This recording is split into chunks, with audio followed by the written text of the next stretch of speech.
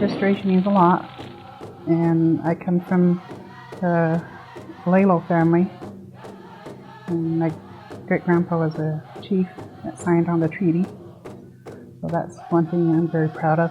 And I think all of our younger people should know things like that, where they come from. So I'm not sure if they all do know that, but that's kind of the main things I want to let people know too.